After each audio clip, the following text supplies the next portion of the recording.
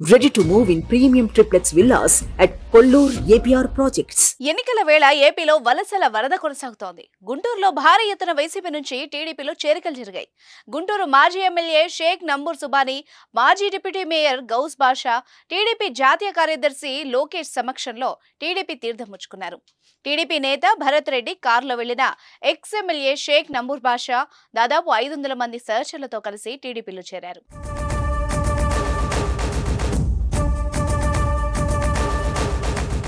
ఈ చేరికల వెనక తాజాగా వైసీపీ నుంచి టీడీపీలో చేరిన భీమనాథం భరత్ రెడ్డి కీలక పాత్ర పోషించినట్టు తెలుస్తోంది.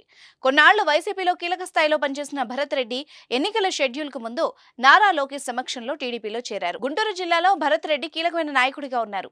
ఈ చేరికల వెనుక కూడా భరత్ రెడ్డి చక్రం తిప్పినట్టుగా తెలుస్తోంది. ఏపీలో ఎన్నికల హోరాహోరీ కొనసాగుతోంది. ఇటు కూటమి అటు వైసీపీ మధ్య నువ్వా నేనా అన్నట్టుగా పోరు సాగుతోంది. ఈ నేపథ్యంలో తాజా చేరికలు ఆసక్తికరంగా మారాయి.